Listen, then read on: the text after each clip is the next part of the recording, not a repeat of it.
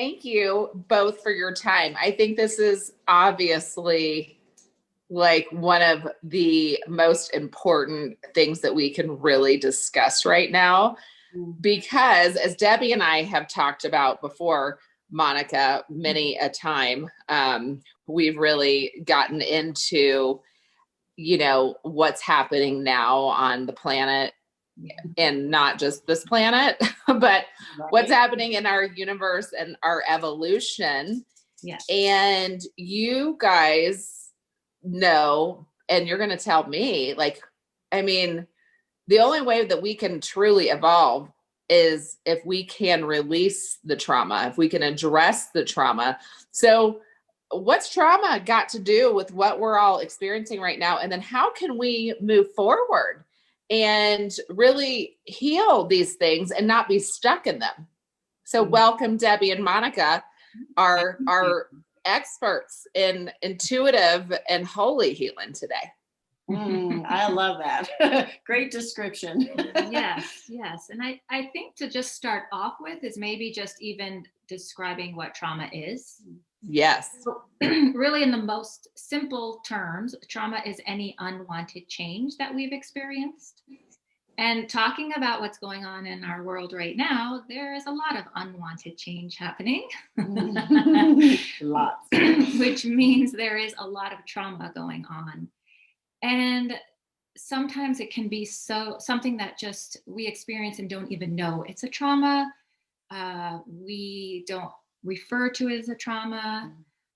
We want to push it aside because when you think about it, any unwanted change is something a lot of people really don't want, right? A lot of times it just feels uncomfortable. So if that's a trauma, then we feel uncomfortable and we want to kind of, let's push it aside. We'll deal with it later. It's not that big of a deal. Like I'm just making something out of nothing. And so, or never. Or never. Or right? never. Or never. Yes. And that becomes your normal, right? Your normal is, I just never have trauma. You're just moving on out of the way. Yes. Yep. Exactly. I'm good. Yeah. And we've heard that from people. I don't have any trauma. My childhood was great. Let's explore. Like, are you alive? The question is, are you alive? Yes. If It's you're true. living, you've had trauma. It's true. And what we want to do with the workshops is kind of open women up to that. And we started doing some trauma talks. So like, we're just bringing women together. Let's just have a conversation. Like, what is trauma? What does it mean to you? And it's been really cool because we have had some women come that were like, well, I'm not even sure I have trauma. And then as they start talking and they start sharing about experiences, they're like, oh, I didn't know that was a trauma. Right. Of course, was one of the things that we got. And she said, I never thought about that as trauma. Oh, wow. For myself. So, that tendency for us to minimize it, to compare and say, oh, so-and-so has it way worse than I do. So Right. I shouldn't mm-hmm. even, say that I've had trauma or that, life has been stressful. Mm-hmm. Mm-hmm. And I think part of that is Monica and I were talking about how, right now, people are limited on their exposure to one another because of COVID, and we're not getting that human interaction. But we both feel strongly that healing begins when we start to actually talk about trauma. When we talk about, the shame game is strong when it comes to trauma. People don't feel comfortable talking about it, or they're not aware of it. And so we kind of feel like mental health is dependent upon us being able to talk about what we've been through. Yeah. Yes.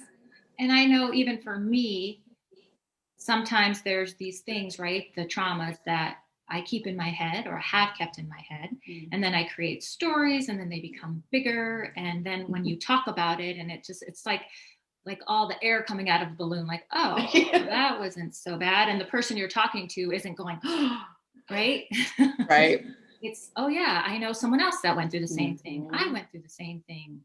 And we all experience it differently, right? So to some people, something that was traumatic may not be traumatic to someone else. And that's okay too, right? And it's not like you have to have trauma, but we've all experienced unwanted change. And so there's degrees, and it's a continuum, right? Of the degree of the trauma. Absolutely. What happens if we do not address our trauma, no matter how big or small? It's not good. Yeah, I mean, we keep running a running list, right, of all the manifestations of trauma. And I know with the work that both of us do, we see it manifest in the body itself as illness, disease, Wow. pain, sort of undiagnosed neuroses or anxiety even. What are some other ones? And even on the energetic level, right? There are these energetic blocks that we have, and then it can bring up the comparison, the I'm not good enough, the not deserving, the like, I'll feel better when, when I get to this goal, when I lose this much weight. And it's all these things like we're hiding from our emotions, and those emotions just build up in our bodies. And like Debbie was saying, the movement part and the physical part, it's like your body going, hello, I'm here, are you going to deal with me? And then if you don't, then it's like that backache, and then those headaches, and then that weird rash, and things that you can't really explain or connect. And so sometimes what happens is we go on this quest to fix that, right? We'll fix the migraines, we'll fix the backaches, still not addressing what's going on underneath. Well, it's like the pharmaceutical industry, and I am not discounting that some of us need to take our medication. Like, Right. So nobody freak out, because I'm not going against the pharmaceutical industry here. But by and large, a lot of pharmaceuticals, though some of them do save lives, a lot of them are Band-Aids. Hence why we have so many people addicted to so many painkillers, Right. that are not killing the pain, but causing addiction and early death and all these other things. Absolutely. So if we don't deal with our trauma, if from an energetic standpoint, y'all are the experts here, but this is my hallucination. I don't deal with my trauma. And then, so I put it up here, or I put it over there, and then something else happens. And so then I begin to stack my traumas and put them over on the bookshelf. I can see them, but I can't really see them because I don't have them, right? Because I'm living in this illusion. And then they stack and they stack and they stack and they stack. And then they may or may not manifest, whether the physical body, the energetic, what have you. And then where does that leave me? Oh, yeah. I mean, you will have a breakdown, but eventually, hopefully, you'll have a breakthrough. I mean, it's so true, Andrea, what you say, that cumulative effect of trauma. If it goes unchecked, we see this a lot within our families. People begin to numb out with drugs and alcohol. People seek out, alternative ways to address the pain. I can't help but just think of, I don't think people even sometimes acknowledge something as simple as, I'm having a hard time moving forward, or I'm feeling stuck, or I'm feeling lost. The body just completely disassociates from, itself. I mean, now we're just a talking head, a bubble, and we're really in our head, and we know that that's not a good place to live, because the mind likes to play tricks on us and create those stories. And so if we can get people back into their bodies, give them some way to process in a very non-triggering way, which we kind of feel like we've come up with a way to do that. And part of this is based on our own experience with our own traumas, and what has worked for us and what has felt good for us. But yeah, we get a lot of people in here that, they're stuck, they're lost, they're feeling, what's my purpose? I can't move forward, hanging on to the past, not letting go of the past. And so this trauma can manifest itself in so many ways. Yeah. And unfortunately, I do think there are people that don't ever address them. Oh, They get so good at blocking their emotions, and I've known these people, and some of them have been close people in my life. Yes, family members. And it's very interesting because it does become your normal. So even trying to have that conversation, because like the first step is awareness, right? Awareness that we've been stuck, that we've experienced trauma, that it's affected us, right? And some people, it's too scary. Like sometimes the trauma can be so devastating. Like you hear children that don't realize they had experienced any kind of abuse until they're adults, right? Because when they were young, they could not handle what was going on. They couldn't even understand what was going on. So then they just shut down. That part of their memory just shut down. Isn't that amazing how powerful we are, how powerful our minds are that we can block things like that? Right. But on the flip side, our minds are so powerful that we can shift it the other way too, right? Yes. And we have that choice, but sometimes it's scary. And I also feel like in our society, it's like push through, power through, shake it Yeah. off, brush it off, you're fine. And so it doesn't feel safe sometimes to do that. And I think that's what we try to create the most in our workshops is safety. This is a safe space, no judgment, no comparison, no yours is mine is bigger than yours or anything like that.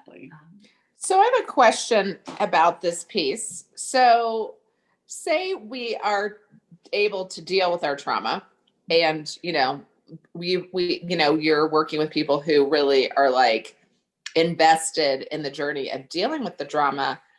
How do you maybe not go into the place of being a victim once you've acknowledged that, I've had all these things happen to me. Oh my God. And, as children, as children, yes, we still are somewhat the creators of reality. I mean, these people are brilliant. They're these light beings that are so powerful, yet they're under the care of these other folks. But, and as we go through time, like we really do, we are the creators of what we outpicture. And of course, shit happens. So, there are certain things that we are not in control, but we get to control how we react. But I am really curious about the acknowledgement, but then the piece where we might go into the victimhood. What do we do about that piece? Because Lord knows we do not need to have more victims on this planet when we need people to work through their trauma so that they can go do their work, right? Right. I think the first piece, like I was talking about, is the awareness, right? So someone that's aware that they've had a trauma, someone that is actively searching to heal, right? They're searching for what's going to make me feel better. And like Debbie said, even trying different modalities. Some people that is just so helpful, right? You try different things, you get a little bit here, a little bit there. The work and the trauma, like there's this trauma process that we take people through, and it's very energetic. For me, it's all about connecting to God, to angels. And it's not something we have to sit there and talk about and rehash and relive. It is a process where we are energetically taking them through this clearing and clearing out that trauma and the blocks. I love that.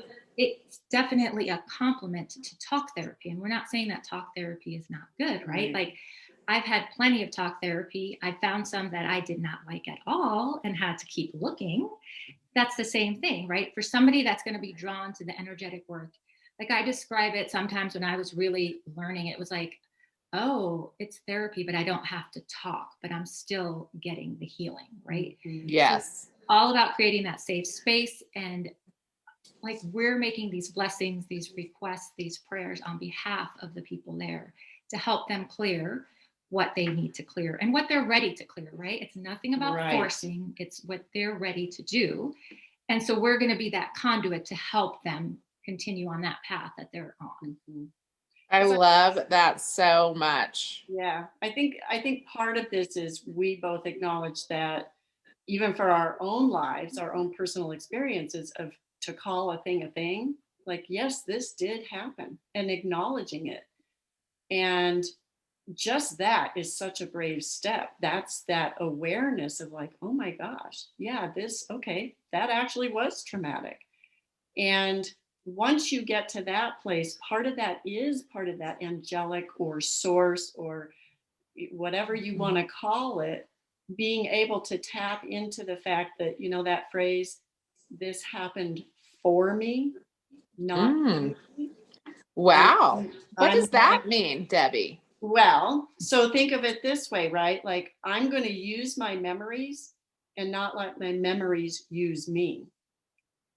So part of that victimization is we get into this idea of, poor me. And I think part of the process that we have seen in ourselves and the people we work with is that almost like the stages of dying, grief, denial, anger, grief, we have found people are not grieving this process. So it's one thing to acknowledge that you've experienced something, but have you also taken that into your being and inner child work, being compassionate? So this intense, like there's actually compassion-based therapy now. Therapists have suddenly realized like we can avoid the victimization by just saying, oh, diddums, I'm so sorry. That was Diddums! you did 'em. That must have been so hard, so hard. And to be able to, work through the grief, the anger. You're justified in being angry about this, that somebody that was in your life that was supposed to be responsible or that was in a position where you felt like you were supposed to trust them and that was broken. That betrayal, however, works now for you in terms of just being able to say, okay, and now what am I going to do with that? Am I going to stay angry? Am I going to just continue to grieve? For some people, we've seen that it's hard for them to shift out of the grief and to be able to let it go. Yeah, why is that? Why is it so hard for us to let go no matter what stage we're in? I feel like letting go is a process though, right? And I think sometimes we're waiting till there's some end place to be and not, right? So there's stages of letting go, a continuum of letting go. Like I think about grief. I've recently have lost my dad and it's a grieving process, right? And it still comes up. It's still pretty fresh. I don't think like, oh, I can't wait till I'm done with my grief. Yeah. Oh, I cannot wait till this till I can completely let it go, right? Right. Like it's going to get easier, but it's still going to come up. There's still going to be memories. There's still going to be grief. But how can we honor where we're at instead of looking to where we want to be too, right? Amen, Monica. I mean, isn't that like everything right there, no matter what we're going through in life or whatever process we're in, just to be with it, in it, and not trying to get to the next? Because I mean, grief is not fun. So like, or whatever, phase of the shift, it's like we have to just like make friends with it. Yeah. And embrace it. And like you said, even when you said grief is not fun, it's not fun, but it's also a part of life, just like happiness is, if sadness is, and hurt is, and pain is. And I think sometimes in our society, we're kind of pushed to always go to the happy and the joy and just look. Instagram, Monica, Instagram. Everybody happy on Instagram. Everybody. Go back to your affirmation and you'll be fine. Yes. Think positive. Yes. Just stay positive. Don't acknowledge you're in pain or the stigma around grief, around, especially our culture. Like I think of, Jewish people, like they take some time to grieve and to go through that process and acknowledge it and really, give yourself permission to be able to go through those stages. And can joy and grief and trauma exist in the same time and space? Yes. Joy is an act of resistance. It is a way of saying like, yes, this happened, but also I deserve to be joyful and happy, knowing that that's not going to be sustainable. It's going to continue to shift. We're going to continue to. If we could just be in the more in the flow with just what Yes, is. Byron Katie wrote a book years ago called Loving What Is. it's Mhm. so good. So good. And I'm listening to this book that I read years ago. But Debbie, I feel like I talked to you about it. It's called Oneness by Rasha. And she is clearly channeling from another realm. And Yeah. this was written probably 20 years ago, you guys, but it's all, I mean, it's so right now. And it's about this shift on our planet and with our souls and this evolution. So if you have not read this or listened to it, Okay. it is so powerful. It's amazing. And she's like, or they are like, whatever it is that's coming through her, Whoever, yes. whomever is coming through her, is like, you know, stop trying to hold on to these ideas that we have about certain things and be in the flow with it, in the just in the moment by moment by moment, and stop trying to, you know, like we do create our reality, but like clutching on to these various and sundry concepts. This is such a powerful book that I think would be really cool with what you guys are up to. So, you know, they're like, I feel like we have so like 55 more podcasts. So I would love to just continue to explore this with you because this is so powerful. And so if before we go, we can just take a look at the fact that everyone on this planet at the very same time experienced trauma together. And Yeah. what does that mean? I mean, I have the biggest chills because it's like I mean, there's never been a truer hashtag in this together. Hello. Nobody it can be absent from this process, even those that are like tiny little babies that are just energy beings right now. So, ladies, what, you know, when you're talking about collective trauma, like we've talked about my trauma, your trauma, but what is going on when we're talking collective trauma on the planet? What do we need to do? And there's about to be a release of trauma come a couple weeks from now that we don't ever talk about on this show, but there will be a release of some of that. So there's just so much we're all going through. So this is the perfect, like, this is the perfect calling and awakening that you guys have responded to. I'm just like amazed. So can you speak to that a little bit just to help people to maybe understand why they're feeling trauma that they didn't think that was theirs when it's all the people? Right. I think when you talk about the collective, the first thing that came into my mind too is that it's that whole like that one person doing their work too, right? Because I feel as I'm healing myself, as I'm working with other women, it's always affecting the collective. Me taking care of me is helping the collective. And I think with everything going on in the world, I think there's a heightened awareness for that now.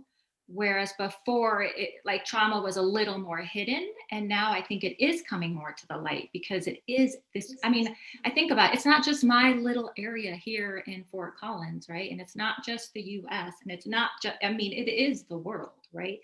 And so I think that it is going back to what can you do for you, because what you do is going to affect the collective. Yes. I think that is what I'm hoping is coming out of it too, because it is worldwide and it is affecting every single person. Yeah. But I had this download before we even sort of decide, or right about the time we decided to collaborate. And it was, I woke up going, collective healing.